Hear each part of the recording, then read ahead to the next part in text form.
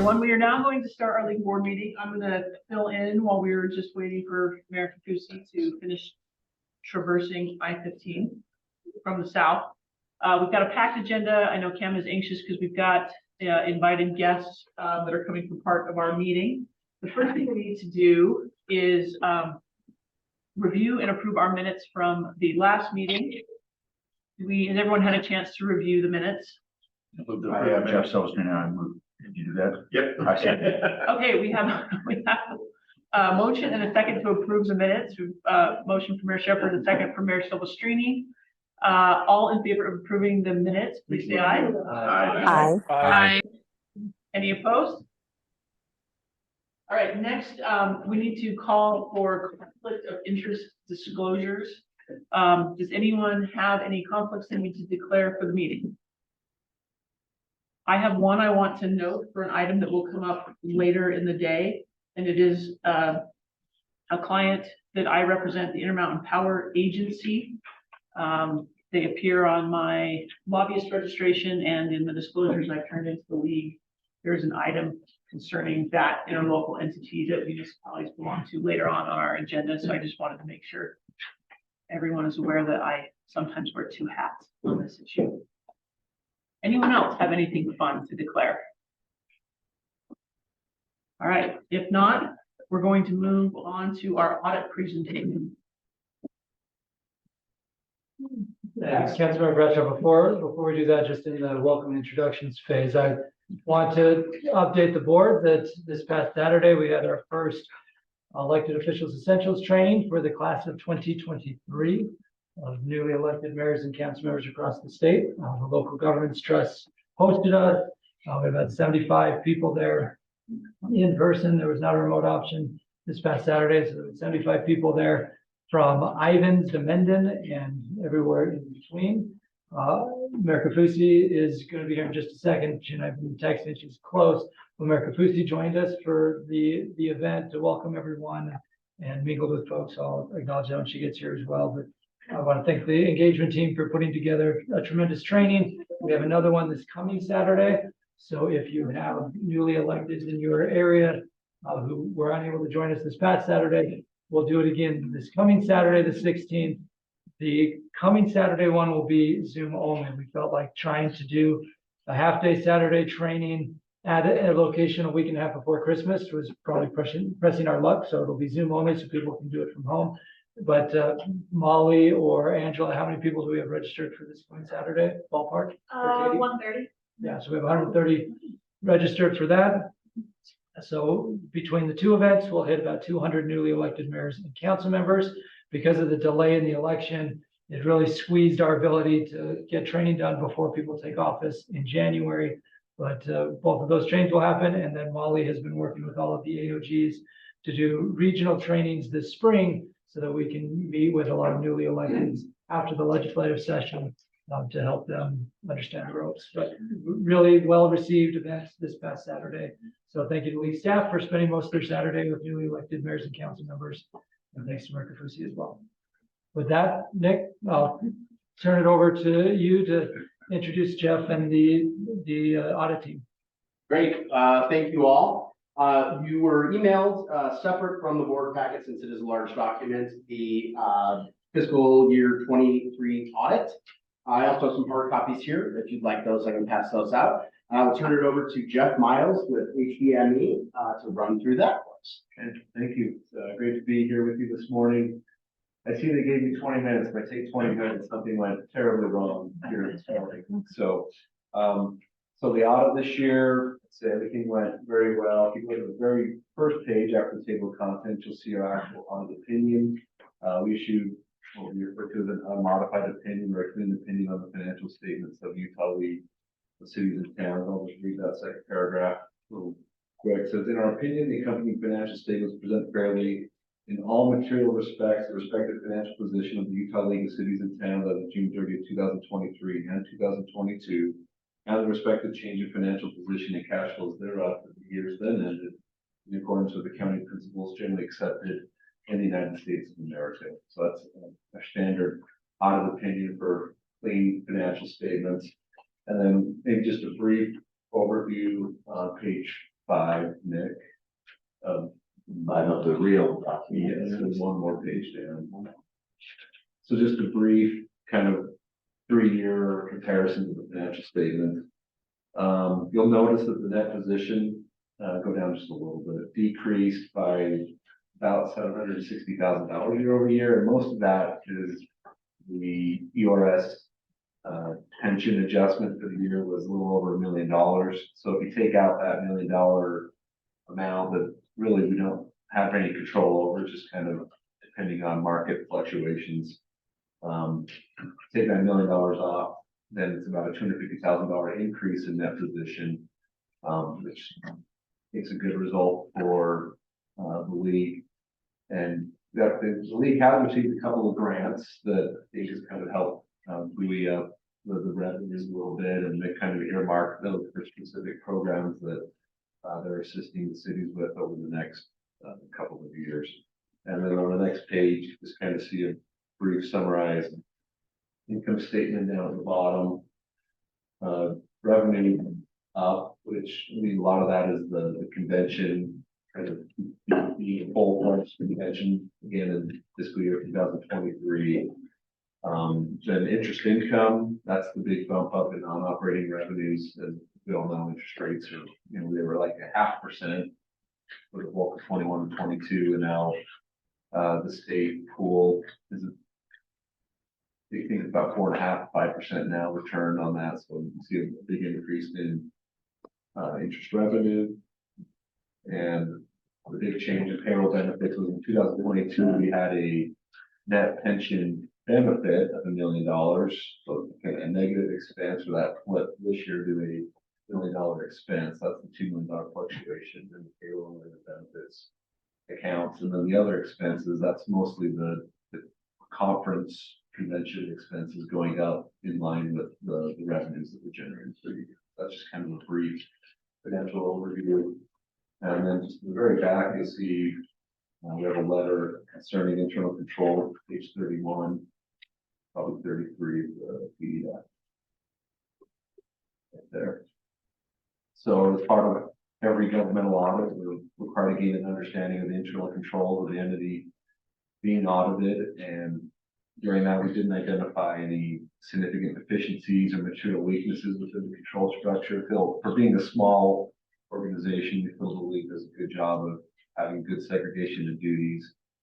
Helps having Dave Sanderson as a third-party accountant that doesn't have any access to the assets of the league, but also reconciles all the balances monthly. So no issues with internal controls. And then the last report is on state compliance. And this year we looked at budgetary compliance, fraud risk assessment, Open Public Meeting Act, fund balance, and cash management, and did not have any instances of non-compliance related to those areas. So overall, audit went very well. No findings, no issues, and feel that Nick and his team do a good job of being ready for the audit. And everything went well. So any questions from the board? This one's my favorite page. No findings. No findings. Exactly. Nice job. Great, thanks. Nice job, Nick. I'm turning the chair back over to Mayor Capucci. We are I was hoping you would notice. It's the messiest breakfast pastry option to eat and share, so I think it's time for you to take that. We're to the point where we would need a motion to approve and accept our audited financial statements. So moved. Second. Okay, all right, any discussion? Seeing none, I'll call it to a vote. All in favor, say aye. I Aye. Any opposed? Seeing none, the motion carries. Thanks, Jeff. All right, let's go on. Mayor Capucci, just Jeff, I want to just thank you and your team for your professionalism. And I appreciate the good work of our operations team working. It was really a seamless process, and really appreciate your approach. And I applaud the operations team and the oversight from the board because it is satisfying to be able to come back and have a clean audit. So thank you to the operations team. Thank you to your team for your oversight, and American Food City, I just wanted to publicly applaud for it. Thank you so much. Sorry, I missed your whole presentation. I'm sure it was just I'll see you. so excited. Different Yeah, as per usual, right? Okay, then we will jump on now to item 4, our advocacy and engagement update, and this will be our staff that will take this. I'm going to start with Governor Cox's First Home Initiative. Perfect. Now, Mayor, I did acknowledge that you spent a good chunk of Saturday with us, with all the new mayors and council members. Is there anything you want to share with the board on that front? It's so much fun, right? Because they're so eager and just like bright-eyed, and we did not squash them. That was the goal. We were like, we love this energy and we want you. This is going to be, you're going to like coming up to me. I never even got a chance to like use the restroom or get food because everyone was just at the breaks. They're all so excited, and I love that. I love the new people in the new seats because they're brand new and they're excited to contribute. And so if you get a chance, engage with them is all I would ask, because they're just excited and wanting to learn and be a part of our league, and I love that. Perfect. Well, thank you again for spending all day Saturday with us. And again, we're excited for the newcomers. Let's talk about the biggest issue that is on the docket here. And I told Steve to show up around 9:55 because of the audit. So he just texted, he's a few minutes away. So this is great because this allows us now to set the stage. So when he comes in, you've been adequately prepared. Here's what we hope to accomplish in the next hour in this advocacy section. And you can see there are several actions here, and I'm going to recap what each of those are. We need some direction from this group, a little more specific direction on the First Homes Initiative. As you may recall, back at the November board meeting, the one that was somewhat hastily organized to respond to the audit, you provided us with sandbox based on the audit. These are the areas you were comfortable with us engaging, and then also hold the line on a couple of others. Those Slido results from the November meeting are linked in the handout section of your board packet. And that was super helpful over the last few weeks as we've been meeting with the governor. Yep, Nick's just brought it up. So, we've shared these results with Steve and with the governor's office so they could see where the board was at. In addition to that, we've provided in the board packet background information about the Utah First Homes Initiative that the governor announced last Tuesday, and the status of the first-time homebuyer assistance program, which is part of it. So I expect Steve will address those two pieces. So I won't go into detail yet on those. But when Steve gets here, you're going to have the opportunity to ask him some questions about what success looks like. You can ask.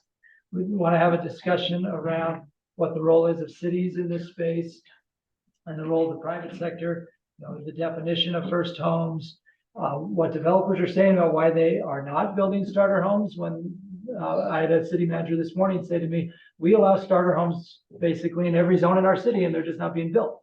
So what is the expectation of what we do differently to facilitate starter homes?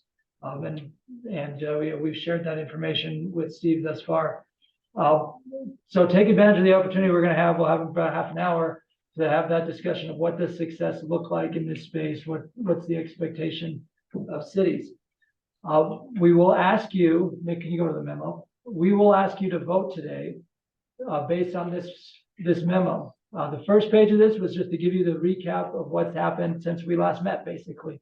It's been a very busy session before the session on this topic. And so you can refresh your memory of the different meetings. And we've had 4 face-to-face meetings now with the governor on this topic in the last 3 weeks. That gives you a sense of how important it is to the governor. What we've also, as staff, drafted for your consideration are these proposed staff principles, 1 through 8, that are more focused on the governor's starter home initiative. So before the end of the meeting, we will ask for your vote on this, which means if there are things you want to change on it, bring it up. We want to talk through them, again, trying to build out the sandbox, because the other stakeholders are expecting by Friday of this week a proposal from the league with some specificity.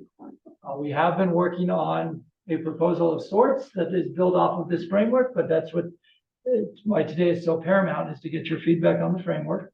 And then we plan to take this framework to LPC, not for them to reverse what the board says, but to the board has adopted these principles. What else do you want to make sure is considered here? And maybe try to get a few more specific details from LPC, especially since LPC will have more staff perspectives and not just elected official perspectives. The last thing I'll add is we have put together a small internal group of city staff that's been helping us build out some specifics here. They met at 8 a.m. this morning. And so we were able to get some good feedback from that group at 8 that'll help inform this discussion both at the board meeting and LPC today. So I just like to add, from officers' perspective, the tenor of these meetings that we've been having, we kind of went from beginning of this, a lot of trepidation about the fact that this audit was going to come out and that we thought it was going to give us a black eye. I think the good news on that is that the way the auditors presented the audit was not as bad for cities as maybe we were expecting it might have been. And then the other thing that I would say is, and this is I think a credit for the work that we've already done in interacting with both the governor's office and the legislature, but the tenor of the discussions that have been going on with the governor and his staff, as well as the housing guys and the legislature, I think reflect the fact that they want to be collaborative with us, and they're actually looking to us for what will make the difference on starter homes, and they recognize, I think, for maybe the first time that they don't have to pay attention to just what the PRC says with respect to what the problems are. That in fact the problem that we have is shared by the development community, in that, in spite of the fact that there have been things that have been done to give more opportunity for housing affordability and particularly starter homes, which is the governor's push, that has not come. And so everybody needs to do some lifting here. It's not just cities that have to do lifting, it's the development community.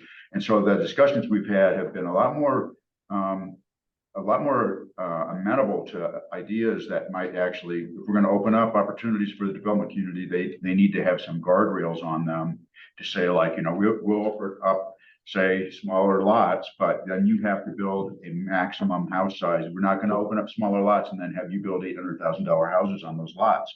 They need to be affordable. And so I think we're making progress on that. I really appreciate the tenor that the governor took. We heard him say some nasty things we would say that in our annual meeting and before that, but in his press conferences on the budget, on homelessness, and on housing, he's been much more circumspect about the role of cities, and that this is something that it's going to take everybody helping on. So that doesn't mean that we can, relax or something like that. I think it's incumbent upon us to come up with some proposals that we can live with that actually move the needle. But I think we're going to be able to, like I said, fashion those with guardrails that make it more palatable to our membership and also more attuned to the goal of producing affordable housing. Well said, Mayor.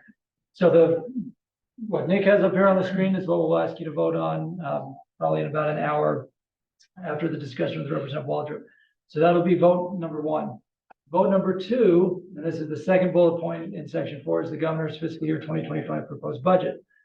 We started doing this a few years ago, and I think it's been very helpful for us at the Capitol. Justin, in a second, I'll ask you to kind of describe how this sometimes helps us improve our political capital at the Capitol. But our team has gone through the governor's fiscal year 2025 proposed budget and highlighted these 5 sections where we think we as staff are recommending that we take positions to support the underlying concepts within the budget. Not necessarily the exact dollar amounts, because the exact dollar amounts will go through the appropriations process. So Justin, you want to just give an example of like how this has helped us with our political capital at the Capitol? Yeah, I'm sorry. I was reviewing, speaking of political capital, I was reviewing a bill right then. About political capital. But actually, I'm going to fill something Cam said earlier. One of the things that we have with the Capitol is we've done very good the last few years becoming not just a league that says no on things. We've been very collaborative. We've built up a lot of capital. And if we can find a place where we get supportive of a concept like this, that also builds us a lot of capital to push back some of the other things. that we're really not excited about seeing. And not just for this session, but given the change in leadership that we have with Schultz going in as speaker, given the fact that if the governor gets elected again, we've got 4 more years with this governor, this gains us a lot of capital for the next few years if we can get to the right place on it. Now, obviously, it's got to be something we can live with, it's got to be something we can work with, but if we can find a solution on this one, that puts us in a very good place for a while. And helps us on other things where we need to call in some favors on some things to either go away or to in some cases get some other things passed in favor of. So there's some big potential wins out of this. Yeah, exactly. Well said, Justin. So the first motion we'll ask for you at the end of this section will be around the First Homes Initiative direction. And the second step will be on the concepts in the budget around housing, homelessness, transportation, and rural issues and open space. There weren't any specific water appropriations that we've highlighted at this point, but that may come up as we go on. Yeah, let me just mention really quickly on the water piece. There are a lot of really high level proposals on water, both out of the UEOC and the governor's budget. A lot of it just around general infrastructure that we need for the conservancy districts, for a lot of things, but nothing like we've seen in the last couple of years that directly falls onto cities. So it's important to know there are water things going on that hasn't gone away. We didn't fix it all this last year, but not in the same way that it's been hitting us the last couple of years.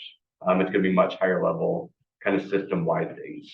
Is there things that could impact the city on the air quality, considering that there's a link now to the Olympics coming? There are some things that could impact us on air quality. Not maybe with the Olympics, part of it is with ozone in particular, we're out of compliance. We're not hitting our targets on ozone. And if DEQ doesn't make some changes to certain things to show that we're making efforts, then that could lead EPA to what they can actually do is they can hold back some of our transportation funding that we get. So UDOT's really concerned about that. Obviously, we all need to be concerned about that. Mayor, saw you raise your hand. But one of the things we expect to see is some rules coming out of DEQ that may impact things like two-stroke motors, leaf blowers, other things like that, particularly that hits landscaping. So I wouldn't be surprised to see something come out, not necessarily legislatively, but rulemaking from DEQ that very similar to what we saw a few years ago with wood burning fires, where if it's a non-attainment day, you don't burn wood. We could see something really similar where you don't use two-stroke engines on non-attainment days. So the quick answer is not necessarily anything legislative. We could see some rules that do impact how we operate. Yeah, I think we're going to see rules that push for the elimination of two-stroke motors because they're really awful in terms of the problems that they create. But there's a larger issue here on ozone, which is that a lot of the ozone that we actually experience is like imported. It comes from other places, and so what we actually add to it is just a little bit, and that EPA doesn't care about that. And so there are some efforts, Wasatch Front Regional Council, on their discussions with the legislature and the governor and other states as well, because a lot of Western states have this problem.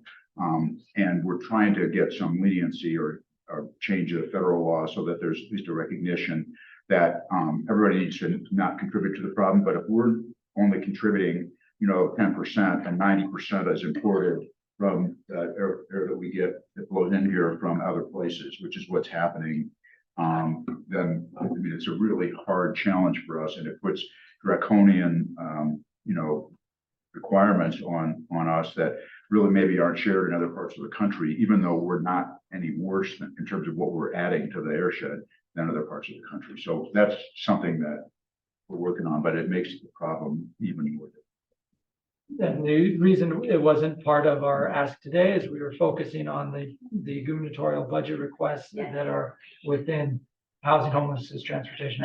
I just brought it up because you have it under transportation and air quality on our page, and so I thought maybe we were discussing a little bit extra of that with transportation, because the air quality is one transportation issue. Yep, exactly. We'll see some proposals in the future, but nothing we need to worry about right now. Exactly. So that'll be the second motion. Part of that motion, when we get to the homelessness piece, is we have a tremendous opportunity to have influence on the implementation of the state homelessness strategic plan. And Wayne Niederhauser has asked Molly Wheeler to represent the league on that implementation committee. So we'll ask you to consider that. And then the Intermountain Power Project, Kate mentioned it briefly a moment ago, but there's a research request here that we wanted to bring before the board. So a lot to do in the next hour. Let me come back then to the top of the advocacy and engagement update around the First Homes Initiative and welcome and introduce Steve Waldrop, who has joined us. He is the newly minted as of 5 days ago. Something like that. Feels like a month probably already. I've known about it for like 9 days. so- Yeah, there you go. Steve, You should have the problem solved then. That's right. his official title is Senior Advisor for Housing Strategy and Innovation. Did they give you input on the title or did? No, But Steve, for those of you who may not know Steve's background, served in the legislature previously, was the co-chair of the Commission on Housing Affordability. And when you look at, in my mind, one of the two most meaningful bills that we have collaborated on with the legislature in the growth space was House Bill 462, which then Representative Steve Waldrop not just sponsored, but really shepherded through months of discussion. And a lot of the focus of that bill came out of a discussion between Steve and the league board in the second day of the legislative session on Local Officials Day. So after Steve was hired, I reached out to him and he graciously not only met with me once, but twice last Thursday, including with the league officers, and agreed to come meet with the league board today. So I think that demonstrates what Steve has always been known for, which is collaboration and consensus building and really focused on problem solving. So with that, Steve, before I turn it over to you, just so you know, in the league board here consists of mayors and council members from across the state. So you can see on the screen, you've got Mayor Jessup from Hilldale and Mayor Ramsey from South Jordan, everyone in between. Then in the room, you have board members. Rather than doing introductions, my request would be when you have a comment, just tell Steve who you are and where you're from. But you've got a great group of municipal leaders. The board packet, Nick, will you just click in the board packet to the First Homes infographic? The board packet included the document from the press conference on Tuesday, and there you are as the top headline. So that I'll turn it over to you, Steve, to introduce where we're at, and then we can open up for discussion of what success is going to look like, and we'll plan on this piece for the next 30 minutes or so. Thank you, Cameron. And I know many of you already and some I've just met recently, but it's an honor to be here. You know, I think going back to that first meeting with the board back in 2020, I think, when we did that, it was 2021. I can't remember which year it was, 2021 maybe. Same approach. I don't know what I don't know, which is a lot.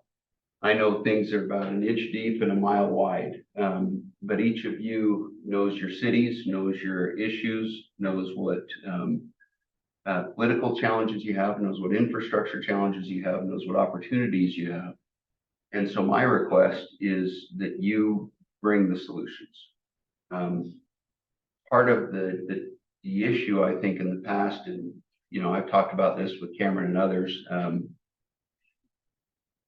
Sometimes the approach in the legislature is, I've got a bigger hammer than you do, and I'm going to hit you until you're so bloodied and beaten that you swallow whatever I shove down your throat. I've never experienced that. Never had that. It happens, I promise. This week, right? Yeah.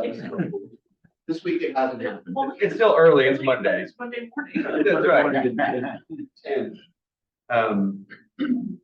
And you know, and then the natural reaction is the you know, cities come back and they hit with their hammer, and you have this bloody mess, and the last person standing is bloodied, and you have this thing that comes out of that nobody really wants. Nobody's bought into it. Nobody's committed to its implementation.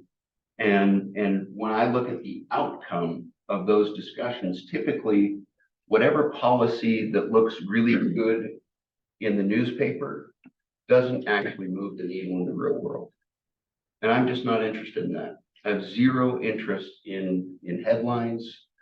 I'll give them to Mayor Kafusi and Mayor Silvestri. You guys can have all the headlines. But the reality is we have a sincere issue here in our state, and it's nationwide as well. And maybe that's the you go to any self-help group, the first step is recognizing you have a problem, right? Does anybody want to volunteer that they don't think we have a housing problem? I know everybody would probably raise their hands. Do we think we have a housing problem? Do anybody have kids living in their basement right now? Like 10 times. Yeah, right. You know what's going on. I can't believe you make your kids live in that. Can't believe they won't leave. Yeah, and the only ones that can get out are those with outside help. In serious loads of cash. And then even then, they're left with payments of $3,000 to $4,000 a month. Which when you extrapolate that out and say, what's responsible living? Well, they've got to be making well into six figures in order for that to even be a reality. And that's the world we're in right now. That is what we've all inherited. I won't say any of us created it. We all just have been along for this ride, and it's just gotten here. And part of it is macroeconomics, and part of it is demographics, and there's all of these causes that go into this issue that we are now sitting on, and it's been put in our hands.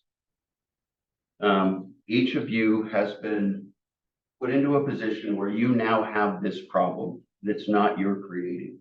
And so the question is, can we do something meaningful in our state? Unlike any place else in the country, I think we have the opportunity to do something meaningful to solve this. And I think the governor's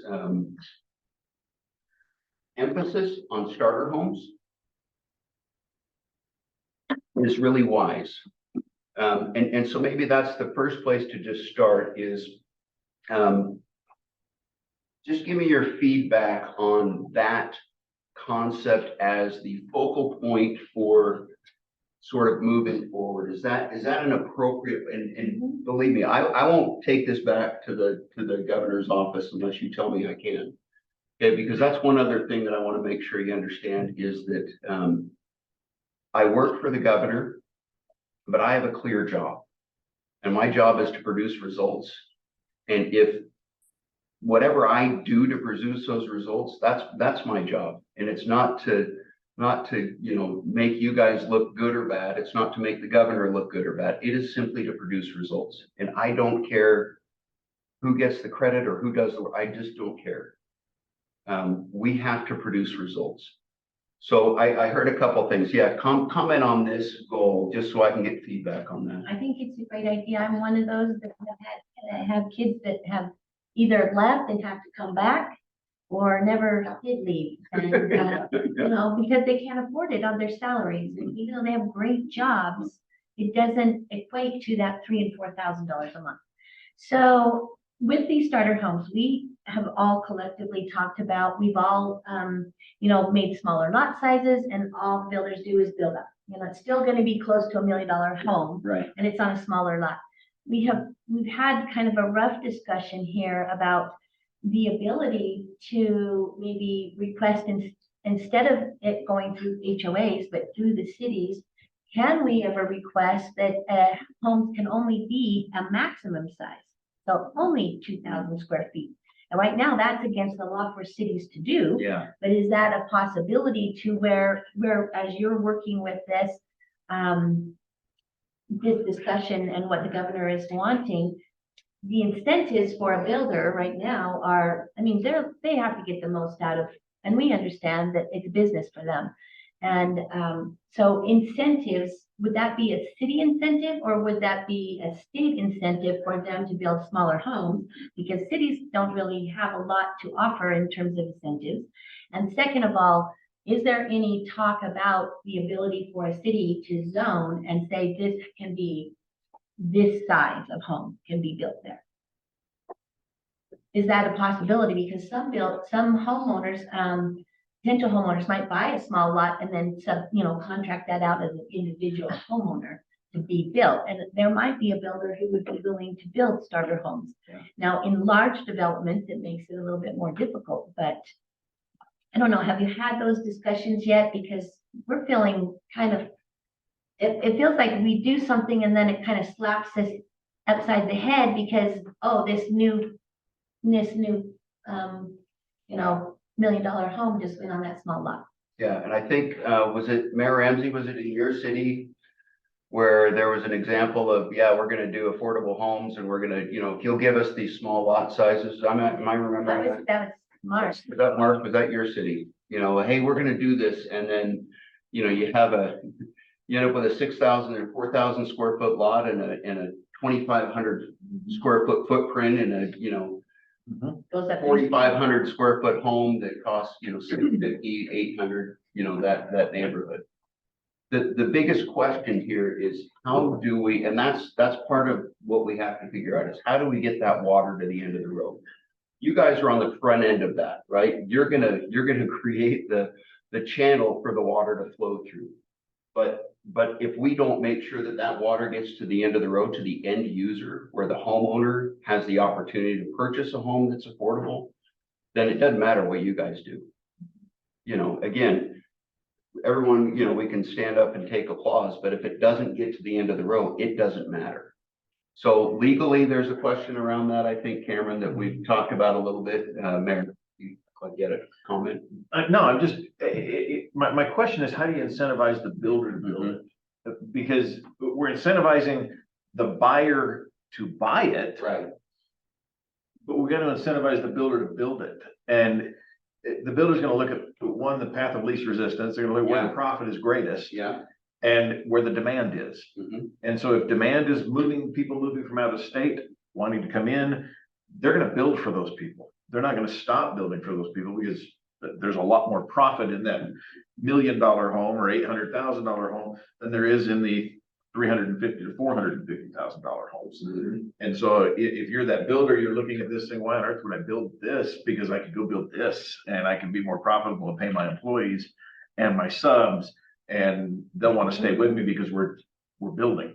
Yeah, no, and that's, that is the challenge, is we're dealing with, this is always the problem, right? Is you've got economics that we typically want to just follow the market, right? We're kind of free market people. Now, housing is probably the least free market thing that we do in this entire country. Some people might, I'm trying to think, somebody told me it was something else, but I'm pretty sure housing is it, from the top to the bottom. Financing at the federal level, all the way down to local zoning.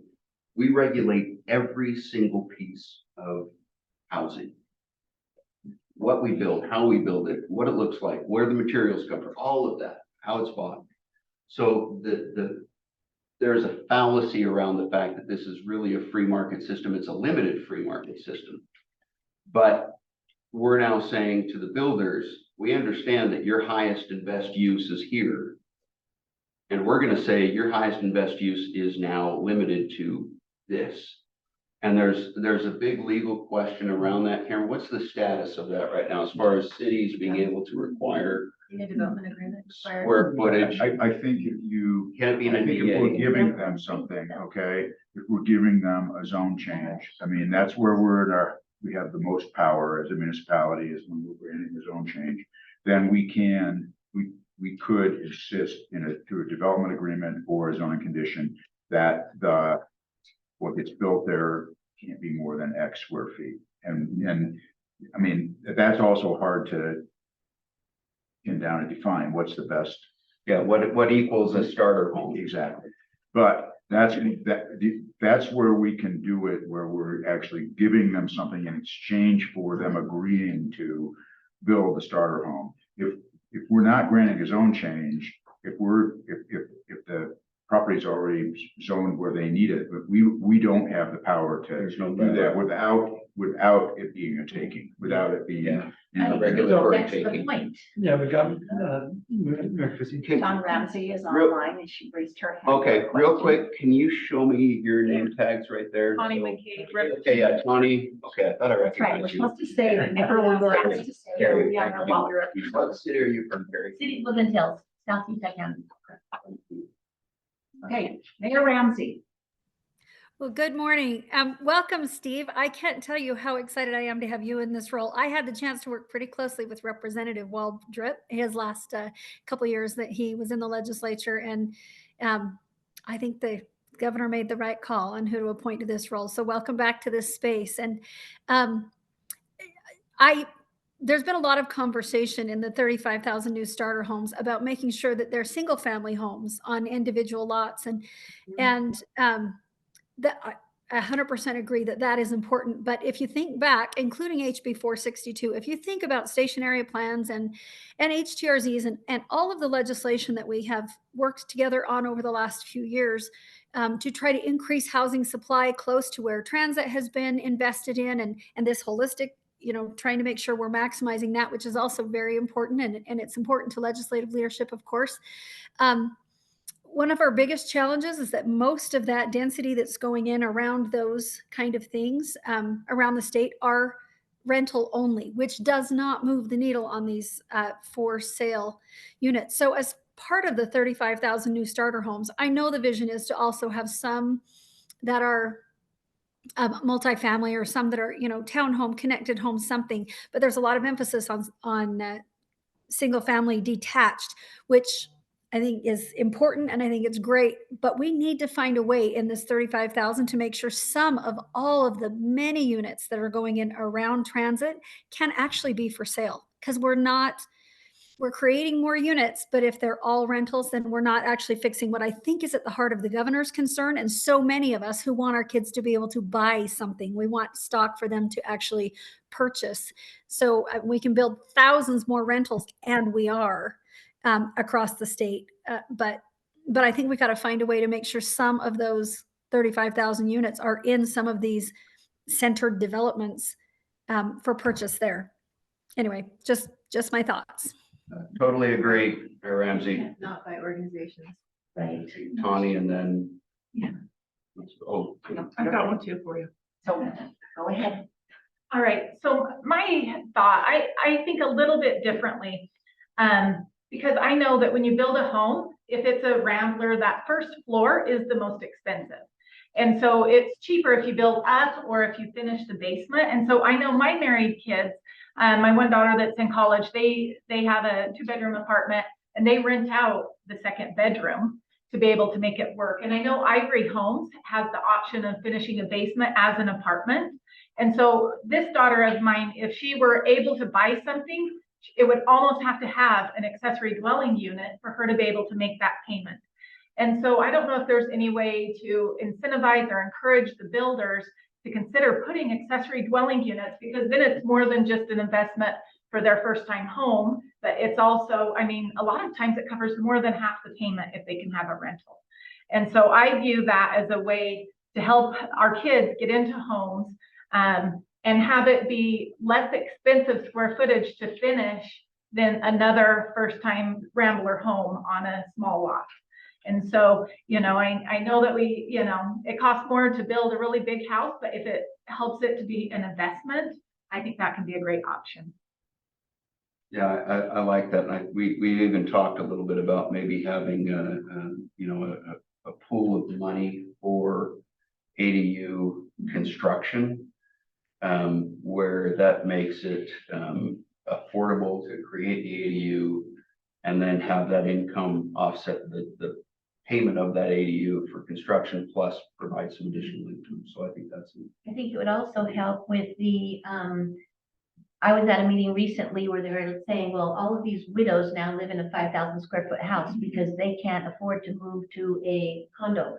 But if there was something that was a smaller house with an ADU attached, they might be willing to relocate as well and sell their larger homes. And I think one of the concepts that we talked about it last week, when we were together with Neil and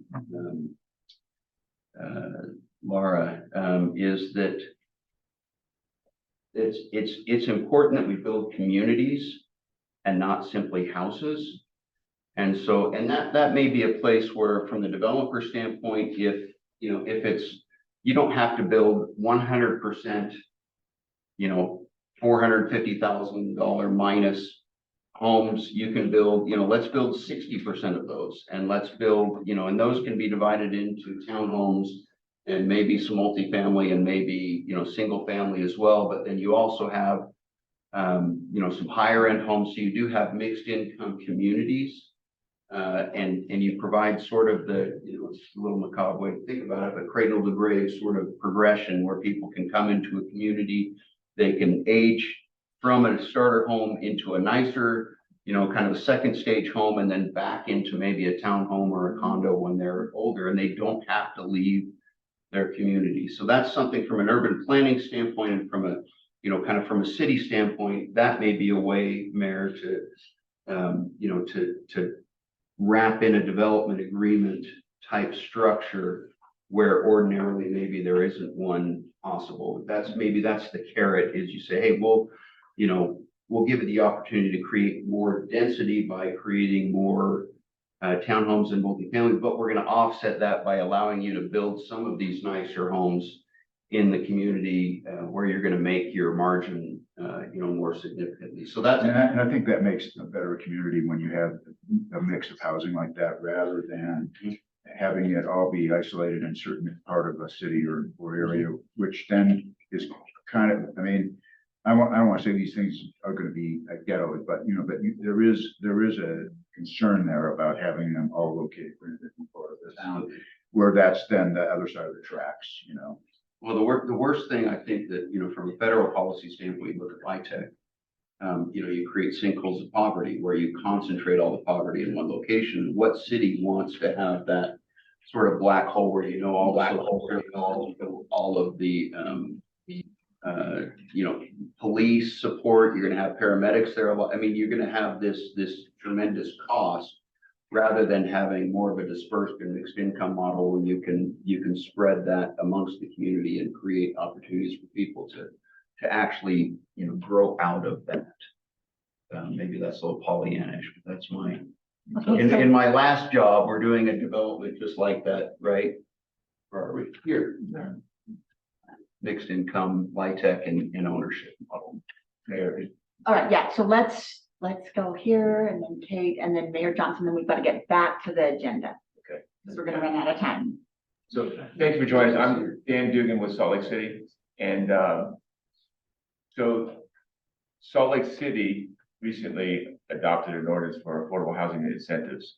And it really kind of touches upon what you just talked about, that on the community side of the house, on the mixed income areas, and incentivizing the developers if they want to add more dense or more housing or more feet or units, they got to provide it at different levels of AMI and different levels of income. And then in the single family zones, there's a little controversy on there where we're allowing duplexes up to fourplexes in single family zones areas.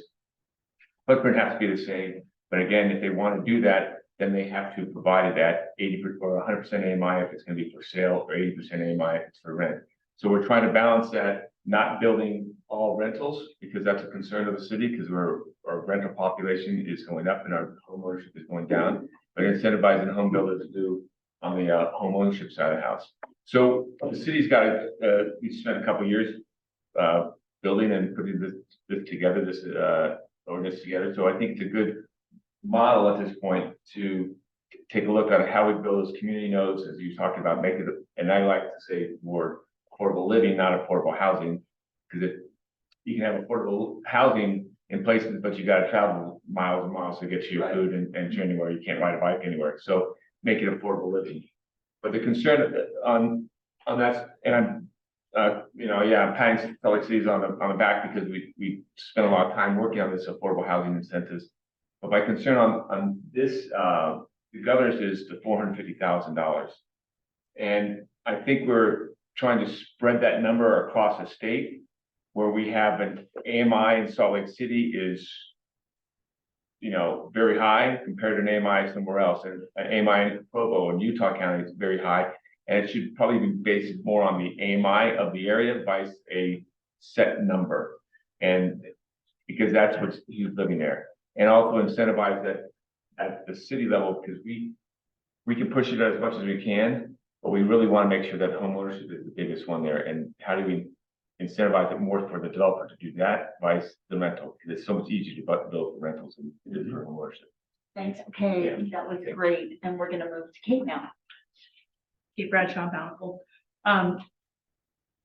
I think high level, I thought the meeting with the governor was really exciting, and it was something I took back and immediately talked to my colleagues about places where I thought this would be helpful and acceptable in my community.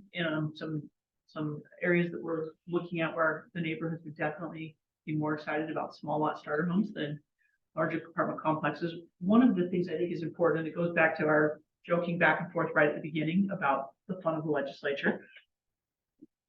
How, many communities have lots of greenfield to develop, but some of our cities are built out, and the places in my community where I can find this are going to be 5 or 6 here, maybe 3 here. They're not going to be large areas because we're built out. And everything we've seen in the moderate income housing plans are always geared toward constant movement to try and do more or penalties.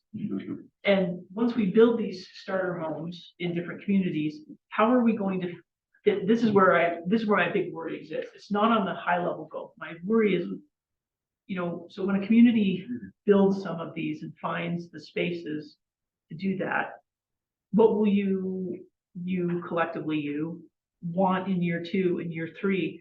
Because once we've made that movement, how will we not be penalized the fact that we did it, but there's no more land if you're in a community that's left. And I think that's the key, is to recognize reality. When you have infill, you've got infill. When you have greenfield, you've got greenfield, but you can't, we're not talking about bulldozing neighborhoods to create new neighborhoods. Yeah, it doesn't seem very effective to tear down existing single family home neighborhoods if single family, and quite frankly, it would be our most affordable starter home neighborhoods that someone would. Yeah, like, yeah, do that. I mean, it's Those are the both, first right? places it would be. That's right. Developed. Yeah, and so, but I am truly excited about the pockets where I think I can do this. Yeah. And just how that, because in that meeting that the league officers were in, there was excitement, but from the legislative side immediately came, what sticks can we now apply? Right, yeah. And This is the December 1st meeting, so before you were official. yes, so that's something that I'm still really worried about, because I really do, I can sell my residents much more easily on this idea from the governor's side, but you have to recognize that all of us are not created equal in terms of the land and opportunities available to us. And no, I agree, and I think part of the opportunity lies in, and this goes back to what Councilman Dew was talking about, is we will have at some level and at some amount a pot of money at the state level that's available to the cities, particularly for infrastructure. So as we look at how do you create incentive for the developers to do the right thing, money talks. And that's kind of where, that is sort of the beginning and the end of this discussion, right? This is all about money. Money for the developer, money for the city to, support services, money for, and money from the residents, and how do they afford what they're doing? So, we have to bring appropriate amounts of the infrastructure or finances to bear. The infrastructure bank is one opportunity, I think, where on an infill piece, maybe that's something that, that's what we've asked the league to sort of dig into, is what does that mean? Is 75 million, that's a number out of thin air, right? What does that even mean as far as what we can create and do? Does that make a difference in Bountiful if you're providing $30,000 to a developer to do a missing middle fourplex in the middle of a neighborhood, and you can get everybody to buy off on that and not freak out like, you just had those battles, in Salt Lake where, it's like, hey, this is going to look great. And no one will know that it's not what it is. It can be made to look like a really attractive single family home, but it houses 4 families and, potentially, ownership condominiumizing it and that kind of thing. So that's my great question. I don't have an answer for that, but I appreciate that concern. All right, let's go to Mayor Mark Johnson of Lehigh, and then we'll move on back to Cam. Hey, I'll try to make this quick, but about 22 years ago, when I first got involved in Lehigh City politics, I recognized that all we were building was starter homes. And so I was put on the planning commission and we worked to create zones that would encourage housing for every stage of life, right? From your starter home to your retirement community. And we were pretty successful at creating those zones. When we first built or zoned some areas for 1/3 acre, we had one of Utah's largest builders complain that there was no way that they could sell those. Those lots were too big and nobody could afford those homes. Once they started selling them, they sold like crazy. And then all of a sudden, that's all they wanted to build. Right now, I just double checked what our code says, and our minimum lot size on any family lot in any single family zone is 1,000 square feet. So I'm just going to throw my support behind the whole idea that we can build smaller homes, and we just need to find the mechanism that the developers will be encouraged to do it. But I think in reality, there has to be, I don't know if it needs to be a carrot, but there ought to be some kind of mechanism where home builders need to build a certain percentage of homes that are, 1,000 to 2,000 square feet. That's all I got to say. Perfect. Thank you, Mayor. And thank you, everybody who spoke up. Nick, is Mayor Monson on the call? Yes, I check. My mouse won't work. Yeah, I'm here. Okay, perfect. Mayor, most of the comments have come, well, I think all of the comments thus far have come from representatives of urban communities. Do you just want to, I think it's important for the rest of the board to hear the point that you made to the governor a couple of weeks ago about, what incentives need to look like off the Wasatch Front, or challenges you're facing off the Wasatch Front on the housing side. I know I'm putting you on the spot, but it was a good point. No, my point was more just, even if we take away all of the just strip everything back, don't have zoning, don't have ordinances, make it kind of a free-for-all for anybody for building homes, we don't have contractors and we don't have the ability to get these homes going. So kind of my thoughts on that were to have some kind of an incentive to get other contractors down to these rural areas. And I can't speak for all rural areas because I know that that's kind of a sticky subject as well. Just, we don't want a ton of growth kind of a thing, but I think planned growth is good. And I think doing it in a way that includes people that are willing to take on some of that growth.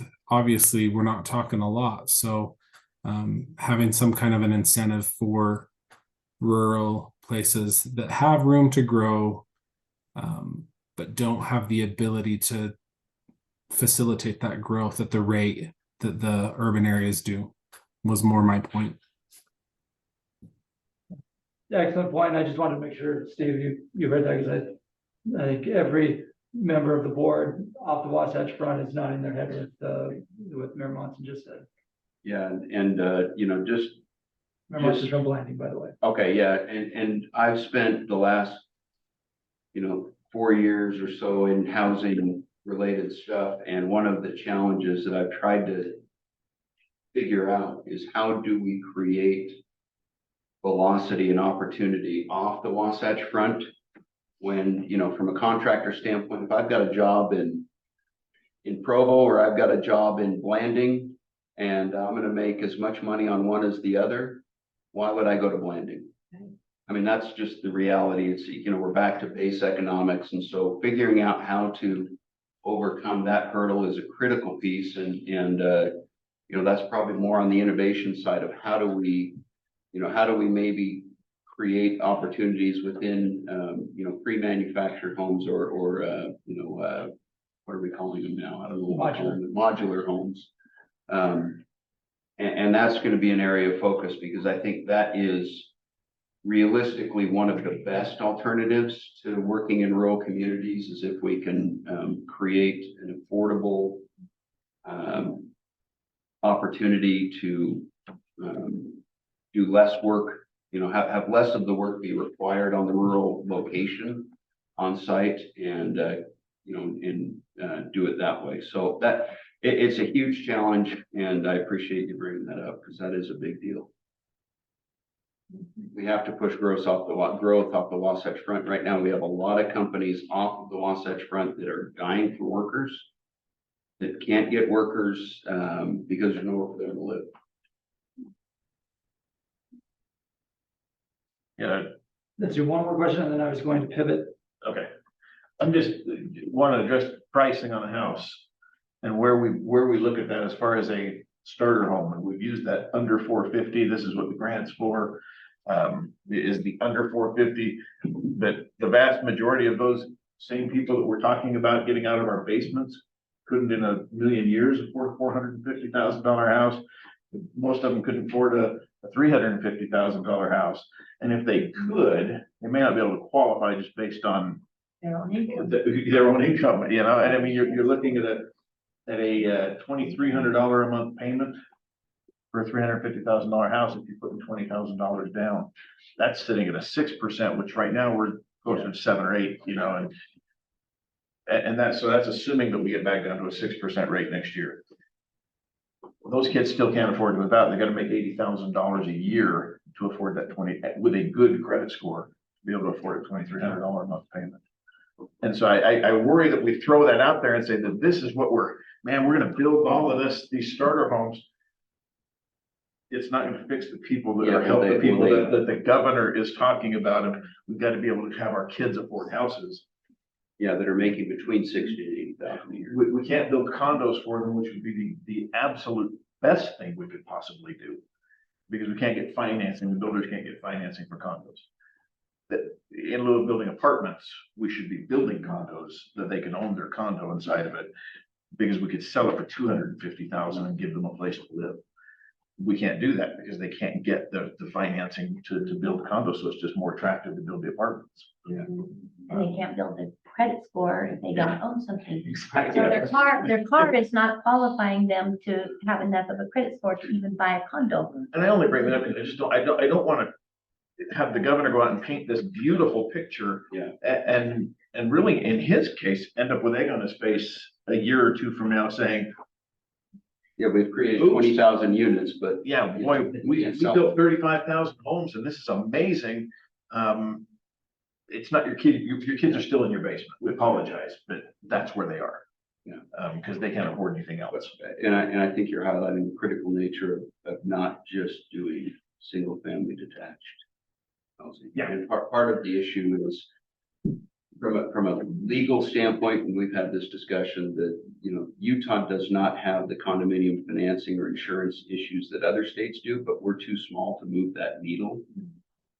Even though legally we're in the right position, it doesn't matter because no one cares because we're Utah. Well, but I'd rather see the state throw money or incentivize a builder That's to build the condos versus totally agree. giving the money to the buyer that for a house he can't afford anyway.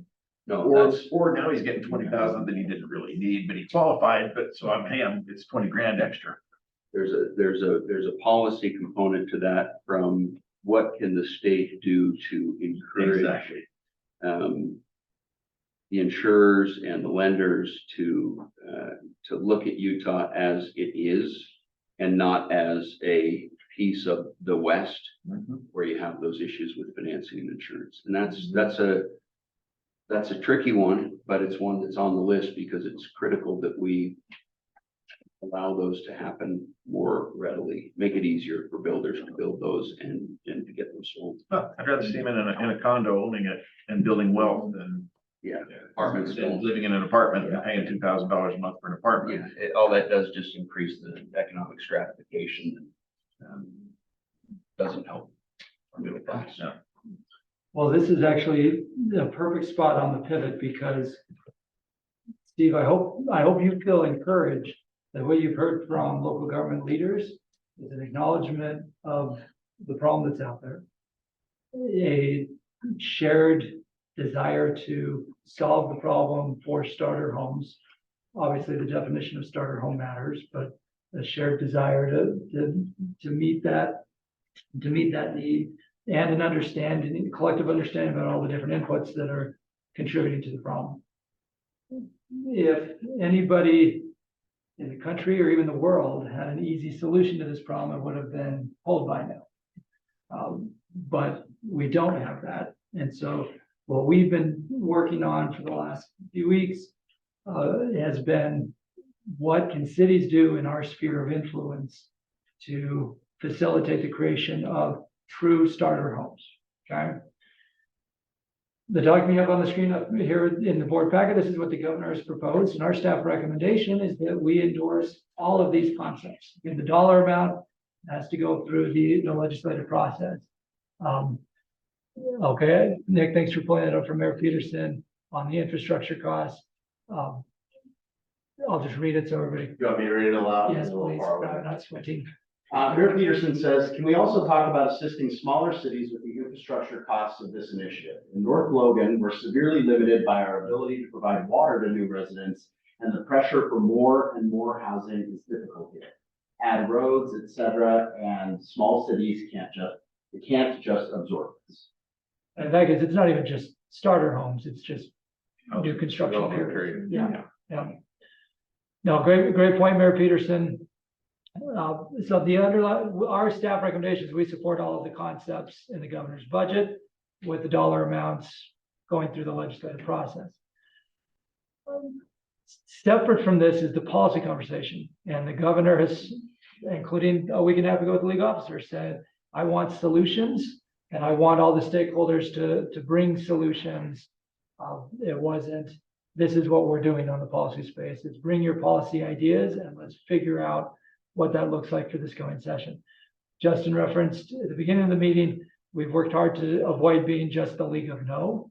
And I think if we walk into the Capitol tomorrow and just say, no dice on any policy conversation, we're kicked out of the room. Whereas to date, because we've been bringing ideas to the table, we've been in every room where these discussions are happening.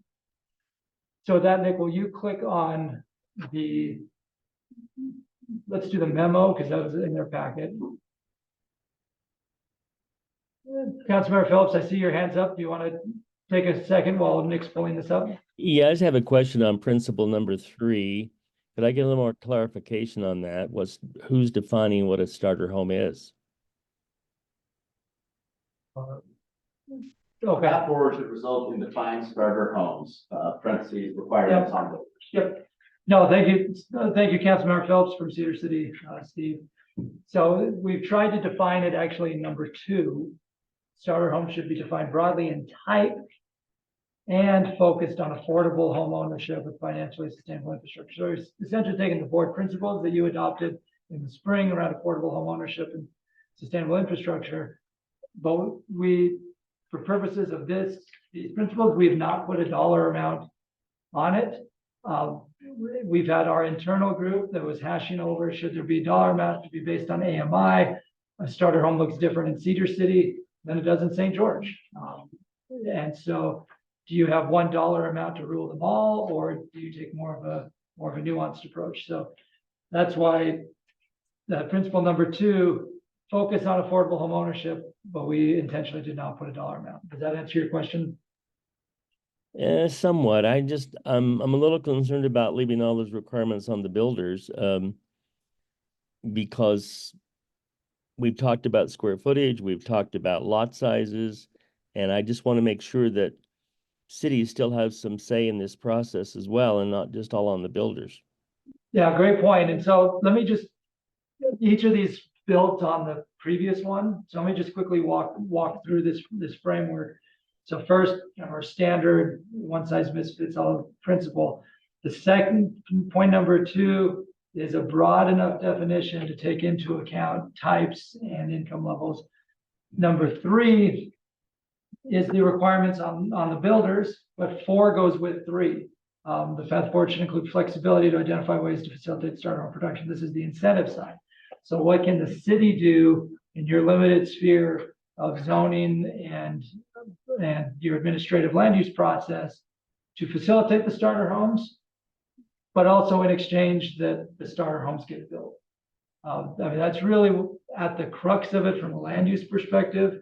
You know, using Mayor Shepherd's example of Clearfield, where, you know, they've done zoning with single lot lines and other land use incentives, but the builder basically said, thanks, but no thanks. So if you could go back in time, I'm gonna put words in your mouth there. If you could go back in time and say, okay, we'll give you the 0 lot lines, we'll do these things, but we want in the agreement that at least some of these units are going to be starter homes as we define them. Right. Okay, now it's a bargain for exchange with the developer. The city's giving a lot of flexibility, but getting some of the outcome we want on the back end. Because if you don't do it up front, you can't go back and change those entitlements. It just is what it is, right? And then number 5, this gets to Mayor Peterson's point that is shared by many league members around the infrastructure challenges. And then number 6, don't punish cities for things outside of our control. And those are just your overall market forces, land, labor, material shortages, the ultimate price, etc. Now, 7 and 8, this is the stretching part, because 1 through 6, I think generally speaking, everybody, as I've been looking around the room, has been nodding their heads, recognizing that those are the details of the definition. 7 and 8 are the stretching parts. On 7, should we require cities to do some sort of starter home policy? Or should it simply be an option for cities to do, and then cities decide if you're going to do it or not? So it's basically like an optional MIHP menu item? Or should it be like station area plans are for transit cities, a required item where you have to do some sort of starter home policy, but then what the details of the policy are, basically numbers 3 and 4, that's left to the local leaders to figure out what makes sense in their community.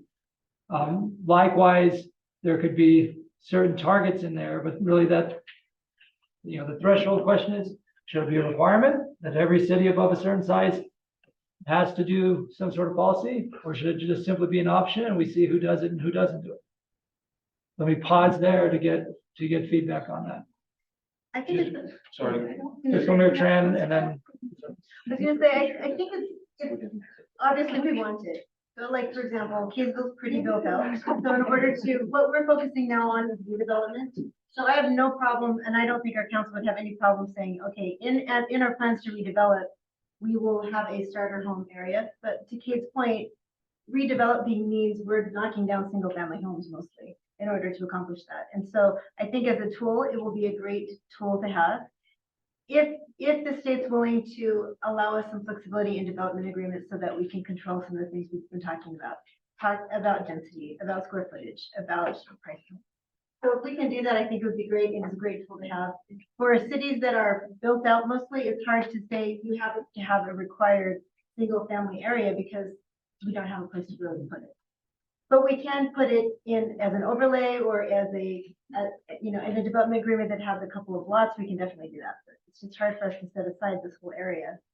so Mayor, trying to follow up on that. If you were required to have a policy, but have the flexibility about where to use that policy and the types of units, you know, the flexibility on the details of the policy, but you had to do the policy, would that be workable for?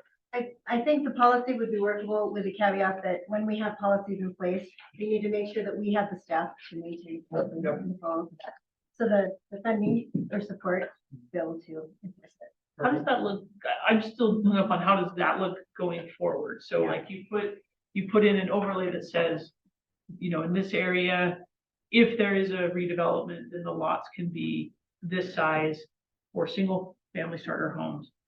But if you know, someone doesn't come in to buy 5 homes and tear them down to make 8, how are we going to show? Because there's always this carrot of you have to show progress when you put in a requirement, right? And that's where it makes me nervous, because you're asking potentially for a developer to come in and buy single family homes, tear them down, and build slightly more single family homes.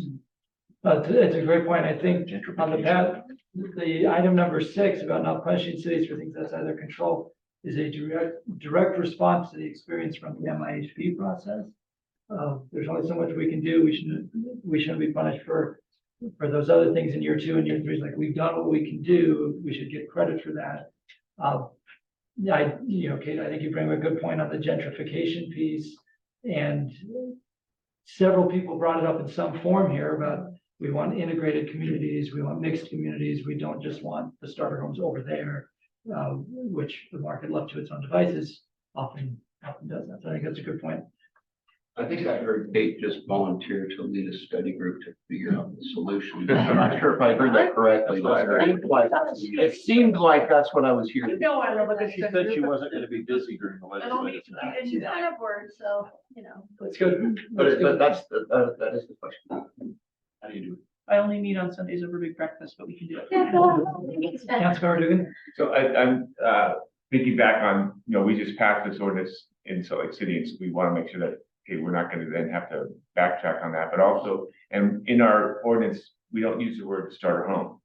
It's so, we need to make sure that that definition isn't like, you gotta, when they do a word search, it's, oh, you didn't use starter home. You're right, we didn't put starter home. We just incentivize it for AMI 80% or 100% or lower. And, which is a starter home, and we're trying to fill that missing middle portion of it, and not just having single family detached or apartments. So we don't use the word, so I want to make sure that we're not gonna have to change our wording on something that we spent time on to add just a definition. So just a thought. No, yeah, that's a good point. That may be something where we can get DWS, with their growing database with Gardner Policy Institute to work up what is the difference in housing price in Salt Lake City versus St. George versus Provo versus, what, if you have 100% AMI, what does that mean in these different areas? I mean, we have to have some collective definition if we're going to go with some kind of a definition, and $450,000 is really, it's nice and clean and sounds good. Is it real? I don't know. It's real some places. It's not real other places, and maybe even a detriment in other places where it's too much. For LPC at lunch, we prepared some Slido questions around numbers 7 and 8. Requiring the cities had to have a policy, but then you had the flexibility of where that policy applies and focused on the definition of starter homes. And then if you're Cameron City and you just don't do it, you don't do any sort of starter home policy, then some sort of consequence applies. And we put up your example MIHB, because under MIHB right now, if you don't comply with MIHB, you're ineligible for state transportation dollars. And then after last year's bill, you're ineligible for fifth money, which Utah County is the only city that's imposed the fifth since last year. But for Provo City, the fifth that the county has imposed there is going to generate $1 million annually for Provo for infrastructure. So that's real money. That's real money. It's real money. Well, thank you. Yeah. So you pay the fee to the Olin Walker Fund. So we've already got a model of consequences out there. And so you could slide essentially similar with the station area plans 3 years ago, say every city has to do the policy. The flexibility is left to the locals to figure out that mix of incentives and requirements. We need to answer those questions in 7A and B, and then if a city doesn't do it, then consequences apply MIHP or maybe something else. So recognizing it's 10:55 and we have prepared some Slido questions for LPC to get some more feedback on specifics. Are you as a board comfortable with this framework to guide our negotiations in the next few weeks? Yeah. Yeah, a motion? I would move. Yeah, the motion. Yeah. I would move we support that. We have a motion on the table, support, we have a second.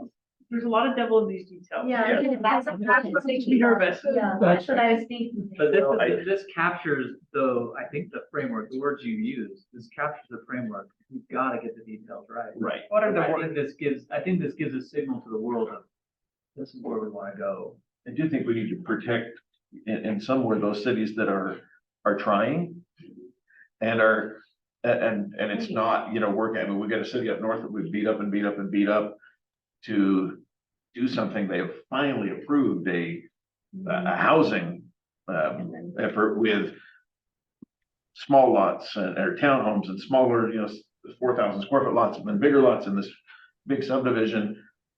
It wasn't a unanimous vote on the council, which doesn't surprise me, but now they said the residents have filed a referendum. It's like, okay, we finally got a council after beating them up for years to do something, and their own residents said, no, fine, we can question land use. Yeah, so I think on 7B, I didn't use the word credit there, maybe we should have, but like something takes into account existing or planned housing stuff, like you are trying. Yeah. And you should get credit for what you're trying. Can I just chime in here that this to me is a good framework. It does not lock in the league as to the details. And I want to be clear on that because the details are going to be significantly different depending on what areas we're looking at. And, again, hopefully your experience working with me in the past will give you some confidence that it's got to work. You're a good guy. then. Well, no, it's just gotta Right. work. It doesn't matter if I'm a good guy or a horrible human being. At the end of the day, this has to produce the results we want. Otherwise, we've just wasted a whole lot of time. Just FYI, and I'll talk to Cameron, I don't think we talked about this. There will be a public awareness initiative with significant funding behind it that will begin around the beginning of the legislative session is the current target. That will be backed by a number of different groups. We'll bring it to the league as well to talk about in a very broad public awareness campaign why we need housing in Utah. So it's an educational campaign. Educational campaign, nonprofit funded to say, and don't quote me on this, is just one thought we had, Taysom Hill gets up and says, with my rookie contract, I couldn't have afforded a starter home in Utah. Thank goodness I signed my second contract and now I got enough money to afford a starter home in Utah. Written copy, I'm sorry, you're gonna have to wait till your next contract. There are things we can do to share with people this notion and it plays really well when I've talked with people, just anecdotally to say, the quickest way to lose our quality of life is not to build more housing, it's to export our children. Right. That's nothing. And everyone's like, well, yeah, okay. So in order to keep our kids, they have to have a place so that we have to come together on this. So that's going to be the goal. Can I know we're hurrying, just as a question, is the state prepared to allow us to have more flexibility in our development agreements? So that we can put these mandates or these programs in place, and then we can actually control through the development agreement square footage. And some of the things that we get hung up on, we allow density and they just build to the maximum and it's not affordable. Because I think it needs to go together, because if we're gonna get the tool, if we're gonna do this as cities, which I think we all want to do, we need the state's help. If they want to give us, they talk about political cover, that's the way they can give us help, is by allowing us to have the ability to limit some. I have no idea. Okay. Is the answer. The governor's on answer day 5. was done. That's what the governor said. Okay, right, and I've heard that from leadership. I I just asked want to him make what sure that that continues. That's all. State welcomed that and he said, done. Okay, excellent. That's what I would say, but That's what I've heard from leadership. okay. And I mean, to me, that makes all sense. So we got, Mayor, we got the motion, and we got Can we 30. put in that motion that it is the framework and not the details, just so. Yeah, that's all we were doing is Make moving the sure. framework forward. That's in the word. Well, we as staff hear you loud and clear there. There is a detailed document we've been working on that you don't want to see right now, because there's but part of it is we realized as staff, like, we weren't sure how far to go on a proposal to bring back to you. And that's why we wanted to start here at these principles. So you've got your motion there. All right, so any further discussion? Great, seeing none, we'll go to a vote. All in favor, say aye. Aye. Any opposed? Okay, great, the motion carries. Thank you. So then Mayor Kafusi and everyone, we will take this framework to LPC today and say, here's what the board has told us, this is the sandbox. And then we'll have some Slido questions to help build out some of the details to get the broad feedback back to us to work through in the next few days. in addition to that framework, and thank you for the tremendous discussion on it, we also have the appropriation requests and the concepts underlying them. So Mayor Kafusi, Nick, will you go back to just the one pager on the housing? Top link. Yeah. So our recommendation as staff is that we support the underlying concepts of the First Homes Initiative here. So that would be the hiring of Steve, which you already hired. But you haven't been paid yet. The first time home buyer assistance program, supporting the concept there, and there is a document in there where you can see as of last week how it's been used thus far. The State Infrastructure Bank, we have questions prepared for LPC today. Basically, what does the 75 million buy you? Like this, the nippy answer is it buys you 3 water tanks. But what projects out there right now, if you could access these dollars, could get built by the infrastructure chunks? They're entitled, they're ready to go. The policy concept of the Innovation Fund, which Steve referenced a few times, but I think is really exciting to have that dedicated focus on how to bring down production costs, which dovetails into the offsite home manufacturing. The governor really wants to try to incentivize more offsite home manufacturing facilities here in the state. And back in September, when the board approved our approach on modular, like this was the natural next step. We get the legal framework in place, and then ideally the economic opportunity follows. And then an expansion of sweat equity programs and community land trusts. So our staff recommendation is we support all these policy concepts, but we welcome a motion to do just that. Okay, is there a motion? Second? All right, any discussion? Seeing none, we'll go ahead and call it to a vote. All in favor, say aye. Aye. Aye. All right, the motion carries. Thank you. Perfect. Well, you've given us a lot to work with in the housing space, so thank you for the tremendous discussion. Before we pivot to homelessness, Steve, is there anything else you'd like to share with the group? You're welcome to stay for the rest of the meeting, but just anything else you want to? I'll let Wayne do homelessness. We're gonna solve Minnie's piece after no. No, I hope you know how sincere I feel about your efforts, and I know I've been on the planning commission. I know the slings and arrows of outrageous fortune, or another way to put it is nobody knows the troubles you've seen. I understand it, and I appreciate your service. I appreciate your willingness to do the right thing for the state and for your communities, and I'm committed to do my best to create something that we can all, at the end of the day, say, this is what we did.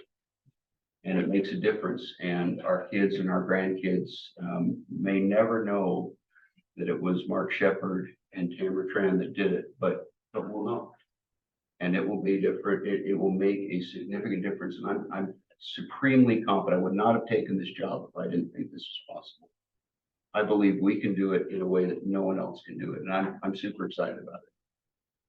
Well, I am extremely grateful that you agreed when you stepped out of politics. It was a huge loss for all of us, but I'm appreciative that you've agreed to come back. I'm sure your wife is willing to let you come back into the play. She's so excited. Push him out the door. She's so excited. I can't tell you how many times this is the greatest thing ever.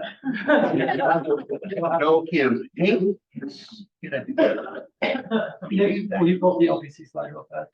But I'm really grateful, and the governor mentioned at his press conference that he asked the league for names and he asked for names from the home builders, and we gave the governor about 10 names, and the home builders provided a bunch of names. Nick, can you go down to the table?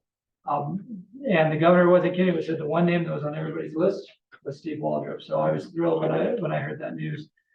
Steve, just a quick snapshot of what's coming at our policy committee today. I mentioned we're going to be asking Slido questions on the infrastructure bank per your request. And then we prepared this slide in anticipation that you would support the framework.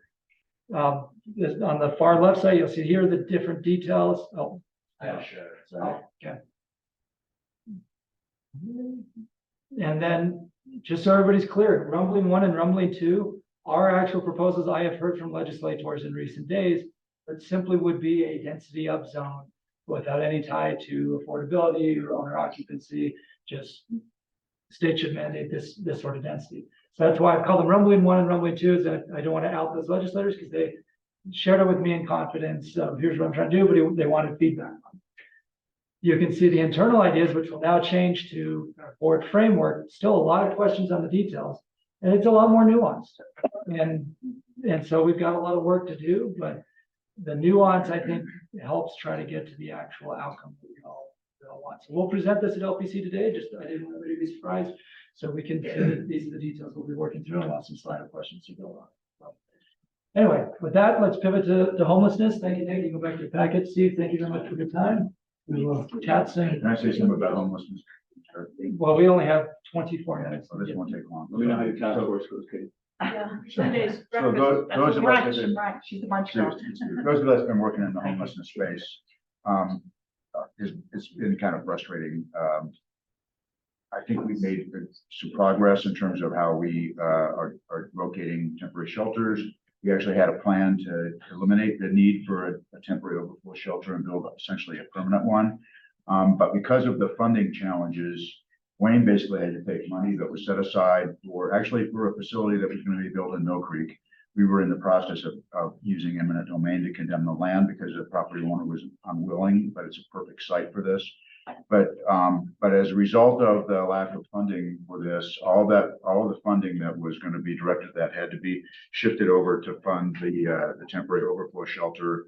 I think fortunately we have a good plan for that this year in Salt Lake County. This effort requires more funding from the legislature in order to make it work to the point where we get actual progress, where we can couple housing and case management. And the governor's budget proposal increases money for that and also recognizes the need to increase the number of people working on the case management side in order to make this whole thing work. So I'm hopeful that the league can be supportive of these funding requests, because without that funding, we rob Peter to pay Paul all the time, and we don't get any traction on solving the problem. We're just putting Band-Aids on. That's a great intro, and I'm going to turn it over to Molly, who's been our point person on homelessness. And one thing I'll just point out is governor's office. This is a holistic, historic funding request, and they're looking for a coalition to support it, because they know it's going to be a tough ask in a year when the budget's tight. Sure. So along those lines, we saw the governor put in a request for $193 million into homeless services. It covers both emergency shelter, that 128, which includes money for the mitigation fund, so 2.5 million ongoing that we asked last year. We only got that as one-time money.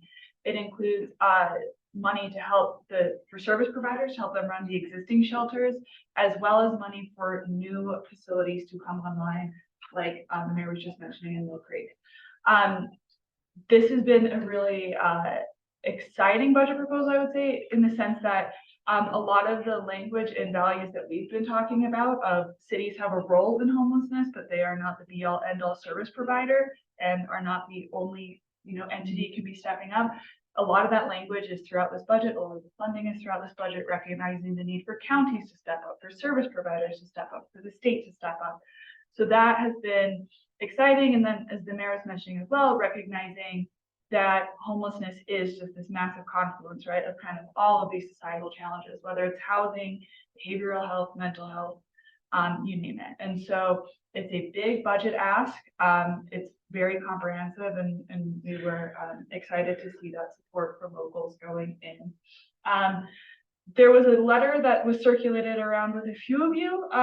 We had considered bringing it to the board as well, for the governor's office, asking for some assistance with that budget request. They did not end up doing anything with it within the budget. However, it sounds like they are going to circulate it with UAC and try to get some county buy-in, as well as try to get a little more specific with their actual policy asks. And once that has been updated, we will recirculate it. We were originally going to bring it to the board today to get approval on, but we're going to table that for now.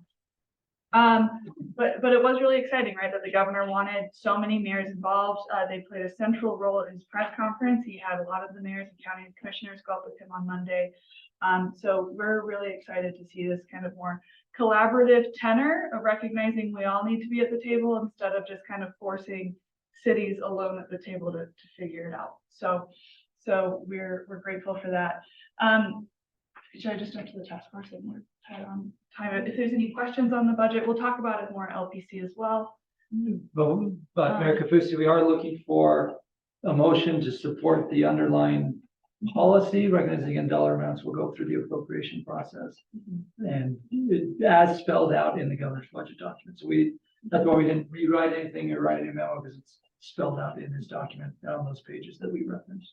So it's supporting as a league, right? The league. Yeah, the concepts. The concept and like the Yeah. effort, yeah. Yeah, because I'm, even dollar amounts and this.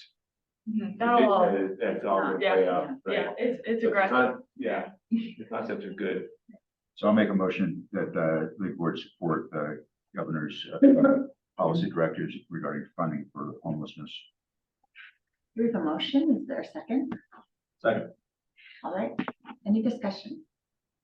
Back to Dave's position earlier about the devil's in the details on how this plays out. Is there always a concern on the emergency deeply affordable behavioral health? I mean, does see optimal funding?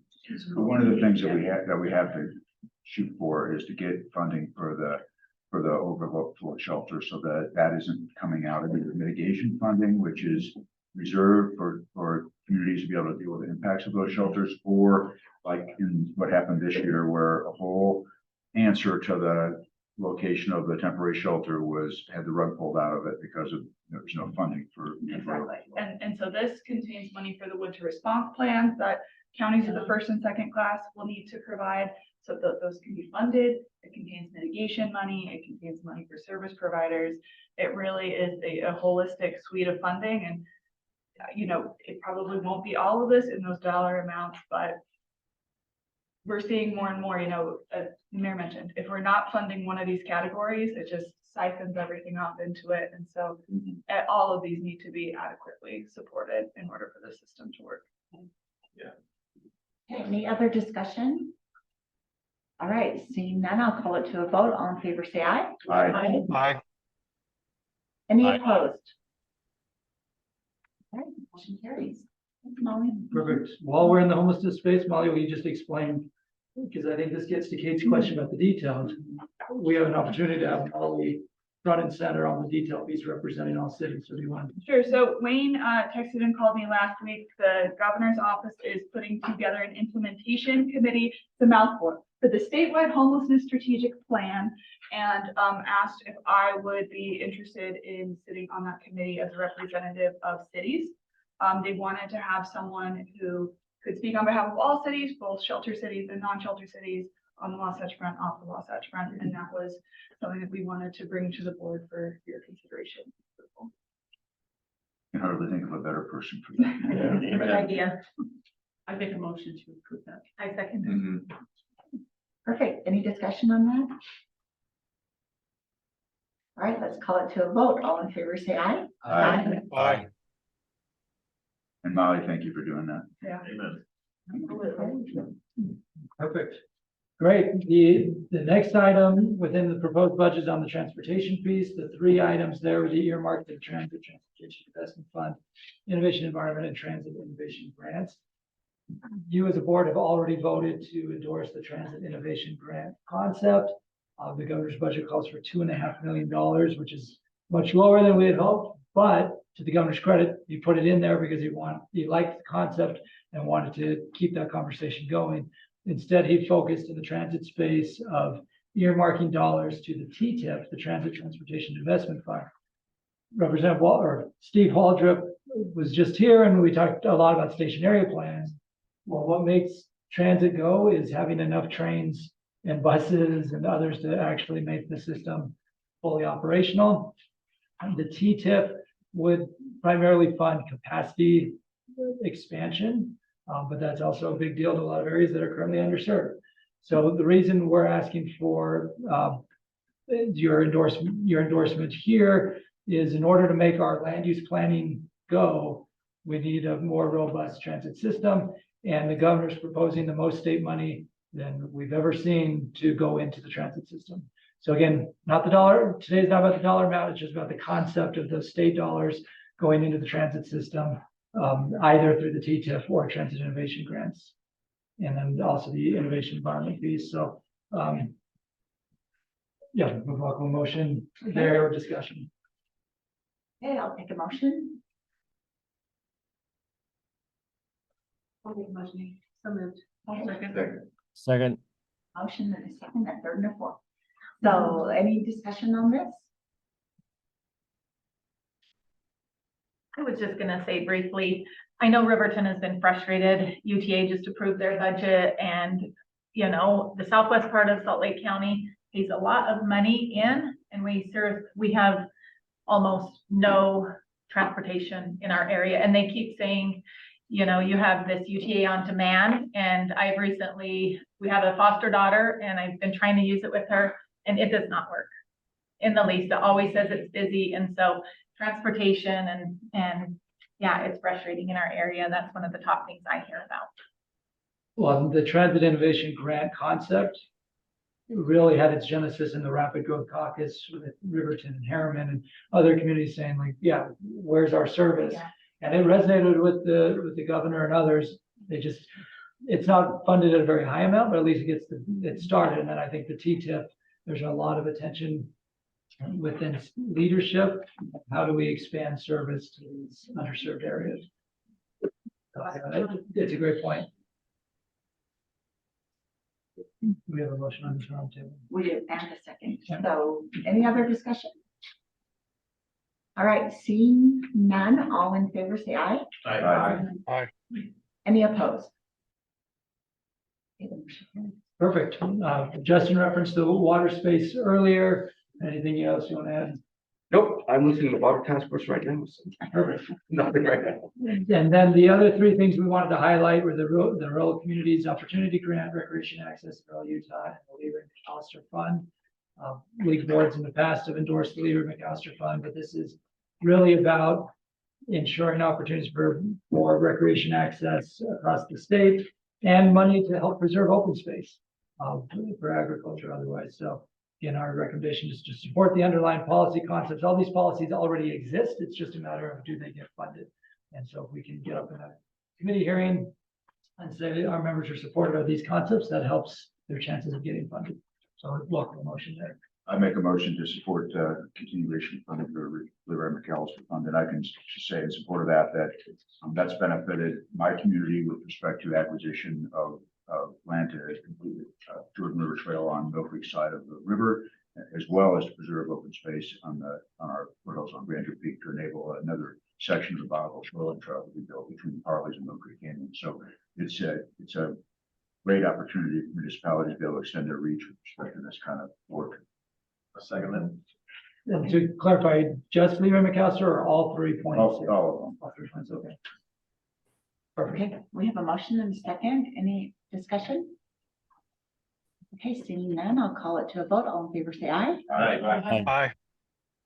Any opposed? Okay, the motion carries. Perfect. Okay, Roger, I'll turn it to you. Can you do about 3 minutes? Okay, giddy up. Many of you are aware of the ongoing discussion of the bill about the Internet Power Project. I do not want to get into whole details, but I want to make sure we understand that project is run, owned, and operated by 23 Utah cities. It was created by Utah cities. They're the ones who did it. The bonds were all issued by Utah cities. One of the real concerns is we don't know exactly what the proposals are to do what. But the only proposal that is out there is to basically reorganize the IPA by the legislature and make the board of directors on the control of the legislature. In effect, one of the real concerns I have, this means, because I'm going to ask for this, is does the change of that magnitude affect the bonds that have been issued in the names of cities? I'm going to raise an example. I'm going to raise it anyway. Years ago, I was involved in the creation of utopia. That's not the issue. The point was, when Wayne Niederhauser and others came down and looked at whether the state wanted to get involved in it, I remember very vividly President Niederhauser's statement was saying, I may not like it, but we screw around with it. The state owns it. The point being was, you took the risk, the bonds are yours, you're responsible for them. If we get involved in it, the state owns it. I think one of the real questions that I have is what is the impact on these bonds of various discussions that in effect, in my mind, effectively decapitate during our administration. So I know the IPA organization is requesting outside examination of the impact on bonds, so it's just all our speculation on this issue. My suggestion here is that the league be a participant in that study. IPA is not funded. I think we ought to look at it because I think the ramifications are much broader than just this particular issue. If it's Salt Lake Airport, it could be anything you could organize for cities to take an action. And when the legislature happens to have a philosophical disagreement with the direction, they come in and say, we want to change it. So that's some key. Is that fair summation? That's a fair summation. Like Roger, I can also go into a lot more detail if you Yeah. have questions. But the challenge is whether there's $1.6 billion of outstanding bonds on construction of a new plant and they're revenue bonds. So you need to sell power in order to pay those revenue bonds back. If the legislature intervenes, takes away the air permit, takes away the, I've been describing it as takes away the keys to drive our own car. Will that 1.6 billion fall back on cities? My city of Bountiful is one of the cities, as is Kaysville, Lehigh, Manti, from a board perspective. Was I simply asking for support, would be for help participating in the study.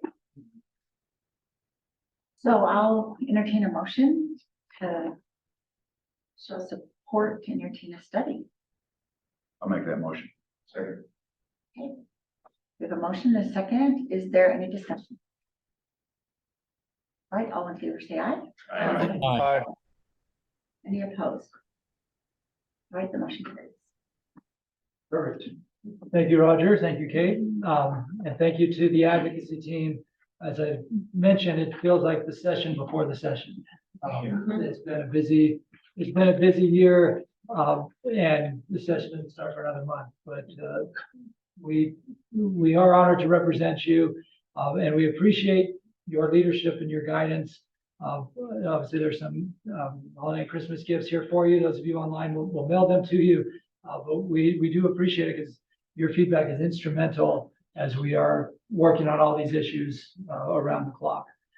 Let me pivot now to the executive director report. You need not heed the 10:55 a.m. We had that as a placeholder. We don't need 30 minutes. We will probably go 5 to 10 minutes over, but that'll be it.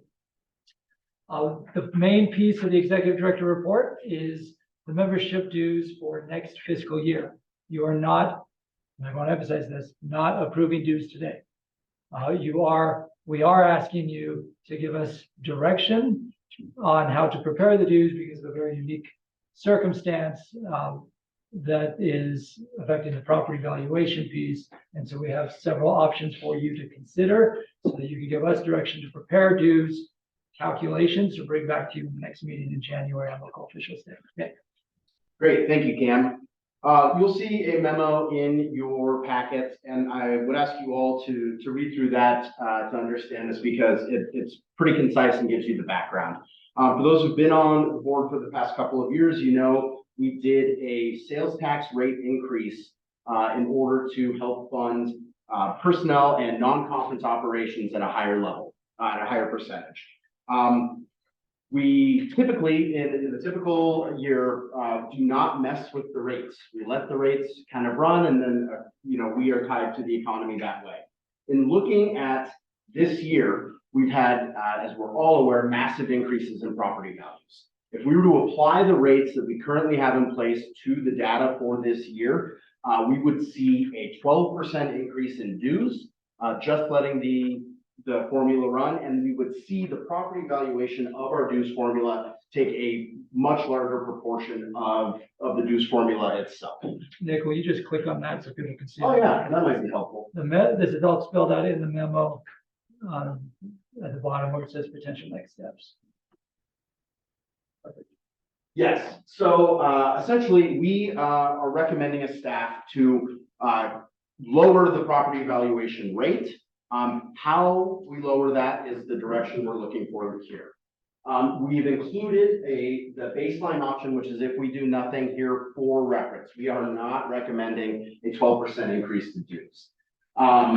However, we do rely on some of the natural growth that comes, some modest growth from that formula in order to pay for staff salary increases, whether it's merit, market base, or even just a COLA. So you can see here, FY 24 dues is this red line right here. If we were to do nothing, there's a 12% increase for next year. One adjustment option we have here is to bring the rate down so that we collect the same amounts in fiscal year 25 as we did for fiscal year 24. That would equate to a 7% increase. Our other option here is to reduce that lower so that the amount we were bringing in from our property valuation is lower than what we did in fiscal year 24. How low? That's kind of the question we're asking here. So adjustment option 2 that we're recommending here is to adjust that down low enough so that the overall increase in dues is less than 5%. We have to approve dues either at the January meeting or the March meeting. Our bylaws say we have to do it before April, so we have 2 options to do it there. And we could bring a number of options to you in either of those meetings. Any questions about the mechanics and some of the details in the spreadsheets that I've been working on? Happy to answer those. But right now we are looking for some direction on what you want us to bring to you in January and or March. As I've been reading through this, I personally like option 2, you know, where it's a 5%, around a 5% growth. But I think last year, when we looked at the numbers, the high growth cities were paying a lot of them double-digit increase. And so Riverton's wasn't quite, but Bluffdale, Harriman, but especially Saratoga Springs, Eagle Mountain, to have over a 20% increase, I don't feel like that is fair to any city. And then, so I would propose, in addition to this, and I don't know if we need to go back to our board, or like how it's set up, but I would propose that we have a cap that no city has double-digit increase. Where Bluffdale City, they just had they put it to vote and they did not get their fire department funded. And so to have a double-digit increase in our membership fees when they can't even pay for their basic, fire and police, that's definitely concerning to me. And then I think also with the cap of no double-digit increase for any one city, that maybe we don't have any city decrease either, or cap that at 5%. I think last year, if I remember right, it was only a small city out by Twilla that actually had a significant decrease. And so I think that there does need to be some adjustments made to this formula so that the high growth cities, if a city is growing quickly, it doesn't mean their revenue is growing quickly. And so I think it does need to be based more on sales tax revenue and things like that. I think population's definitely included in the formula, but not that those high growth cities are taking the brunt of this increase for our membership fees. I don't think that that's fair. Well, that's a very good point and well taken. And that's why we have major concerns about a non-revenue source driving the form. As you can see here, the population is the smallest portion of our dues, of the revenue we actually take in. And we made that policy decision, or the board made that policy decision to get sales tax as the driving force. We have looked at different state leagues throughout the country and how they've attempted caps and how that works into their formula. Colorado is one example that we've looked at, and depending on how it's done, what we can end up doing, and depending on how the growth, what that growth chart looks like, you can have a high growth city that gets essentially held harmless in a position where they don't have to contribute more, and all of the other cities continue to eat that amount. So we can look at, and we would need to go back and change our bylaws. The board can do that that doesn't have to go to the full membership. We can look at some of those options. But we definitely had that in mind of how do we mitigate this growth that's happening, particularly in areas that don't have a direct revenue tie. And we think that ratcheting that property valuation portion down helps a lot. Once we have in that, adjustment option 2 area where we have some options, we can see where the increases land, and we can bring some, potential bylaw adjustments to kind of see if it's a problem, based on the numbers that we put out here. Right now, doing nothing is a problem, and not only just the high growth cities, but everywhere. And just so everyone's aware, it is in the background. When we say 5% or 12%, 7%, that's not across the board. Everyone adjusts within what the market is doing in their area. So, well taken. I just appreciate this conversation, Tony. It's somewhere that's a bedroom community that has no sales. We have no base. We're growing rapidly, but all our money is spent in Spanish Fork and Springville. And so, this kind of, it's a thoughtful approach to reconsider how we calculate. And I appreciate the conversation about it. So Mayor Kafusi, again, we're not adopting dues today, but we are requesting because it is not our recommendation to just let the formula run because of the property valuation. But we do need the board to give direction, and if it's come back with 2 ideas under adjustment option 2, we can do that. And that way you've got a couple of things. The one thing I'll point out on the caps, I've talked to several state league directors around the country on the concept of caps. And the biggest word of warning that they've given is the lack of equity between cities within the organization. We, recognizing it's 11:32 and you're not making that policy decision today, we're happy to bring that back so you guys can just see it, right? Don't take my word for it. We'll put it out there so you can see if you had a vineyard who yesteryear was a very small city of 1,000 people, but is projected to get to a population of 100,000 when it's all said and done. If you cap their annual growth, they will never pay as much in league membership dues as Provo, because Provo is the established community already. So then you've got, that's been their biggest word of warning is you start doing those types of caps and you lose the equity within the organization. That being said, we can bring back a couple of options in adjustment option 2 for you to consider, because if that overall amount is small enough, then it doesn't trigger the underlying concern of this community sees a 25% increase, right? So that's the question we have for you is Councilmember McKay referenced adjustment option 2, and if that's the motion, then Would we you can like bring back a couple of motion options. for a straw poll head nod? No, next one has to do all the spreadsheets. That's, I'd say a motion is brought as, to bring forward a couple of options, or not, couple's not a great, several options. Two options? Trying to save you time, but I can do all the options in the world. Several, technically several, or under adjustment option 2 for the board to consider, at the January meeting. Yeah. What's good about bringing it to you now is we do have a couple cracks that we can do. If we can't land on something in January, we can bring it to you in March. After that, we've got to do it. So a motion that does that, and maybe,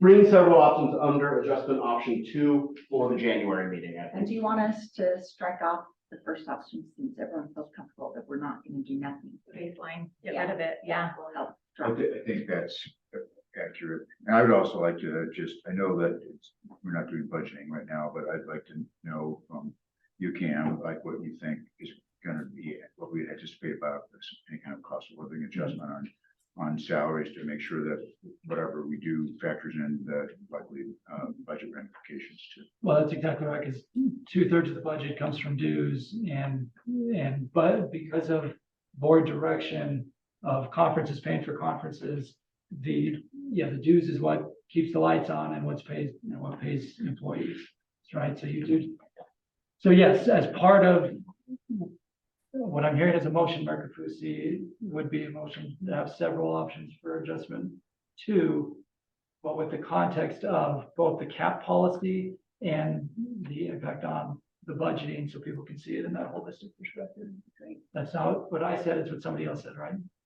Yeah, I think that was what the motion was. We were voting on. I was just gonna comment, Option one isn't bad either because it does reduce the population, the Yeah. weight of the population. And so I think some combination between option one and two, I'm not saying don't consider option one, because I do like how it was a little less in population. But I don't know if there's a way, that you capture more of the growth of population. And I understand your concern about over time, but the next year, the population would still be weighted. And so even if it was capped in that initial high growth time, in future years, it would continue to adjust for population. So I think it's No matter if like, there's a catch up. At some point, is there a catch up or not? yeah, well, the next year, the population would still be included in it. And so I don't know if for the long term, that city would have less in dues, because I agree, I want it to be fair. But if a city, doesn't have the sales tax income, it does make it hard. Romero, I said it, but I heard, no, emotion is good and what. I'll make the motion again, so. With with what Councilmember Kay just said, a combination of 1 and 2, several options there and with those other policies. Yeah. And in January, we will have Dollar this amount. is dollar amounts, this percentage is your, what the makeup is for your individual city. You'll be able to look at all of that. That'd be helpful. I second that. Okay, any discussion? Great, seeing none, we'll call it to a vote. All in favor, say aye. Aye. The motion carries. You've gotten your direction. Perfect, thank you. And thanks in advance to Nick. He's already built a ton of spreadsheets as we've been working through this, but having your policy framework is perfect because now we can finish the spreadsheet. The other points in the director's report, I already mentioned EOE. This Friday, Zions Bank is hosting an event and they are saving some seats for league board members. If anyone is interested, Nick, will you just click on? Nick, click on it. The link is on. Yes, the link is on there, but if you're interested in going, let me know, because they're reserving seats and they're waiting for me to get back to them on who's interested, so they know how many seats are left. So they reached out to us last week, and I told them we'd bring it to the board meeting, so if you're interested, just tell me right now, quick show of hands, who's interested, wanting to go, and I'll. I already registered. But I registered as well. Beautiful, okay, so I've got Mayor Tran, Councilmember McKay, Councilmember Malkovich. Anybody else online or anybody else? This is Dawn. I'm interested. I'm just zooming in to try to read the fine print. Okay, 11:31. 11:31 at Zions Bank. I think it's the downtown location. Yeah, I'm interested in going. Great. Okay, anybody else? So do you still want us to register individually, or did you write our names down and we're good? I wrote, what I've got is Mayor Tran and Councilmember McKay have already registered. Carrie, you have not. Mayor Ramsey has not. So Yeah, I'll register I'll right let, now. yeah, go ahead and register. Mayor Ramsey, just go ahead and register. I'll let them know because they were holding a table for us. I don't want to have an empty league table if we have league people there sitting everywhere else. Yeah. So that's what I'll coordinate. We'll have some league staff there. Great. Local officials day is also when the next board meeting is. And make sure your youth councils are signing up so we can have a good turnout for that event. National League of Cities is in March, right And at we- week session. We do have an ask on local officials today. We just want to get out there, briefly. Shuttle service for the legislators, we are looking for at least four board members to assist with this, and it's getting the legislators on the shuttles and having one person at least just kind of go back and forth on them, so it just gives an opportunity for some chats with them and making sure they get to the right spot. That way we can also have staff available for other logistics. I'll be there. I'm happy to help. I can be there. And I'll follow up with those two on text to see as we approach. Perfect. So I've got the three S's, Shepherd, Seth, and Silvestrini, who volunteered. And then our follow-up email, we'll put that information, follow-up email will also have info about the Utah policy because we're still looking for volunteers. Kudos to Mayor Kafusi and Mayor Ramsey for their recent op-ed about growth. So thank you for that. And then we'll keep trying to get more things out there. The officers will be meeting with the Salt Lake Tribune editorial board in February. We're still trying to get in with the Deseret News. And then the session kicks off on January 16th. If you're planning to go to National League of Cities in March, let us know. And then just make sure you get your newly electeds to EOE this coming Saturday and to Local Officials Day on January 17th. Phew, we got through a lot today. Nick, did I miss anything in the executive director space that you wanted me to bring up? Nope. Great. Thank you, everybody, for being here, and thank you for your service, and I hope you have a wonderful holiday season. before the- Adjourn. Perfect. All in favor, say aye. Aye. Aye.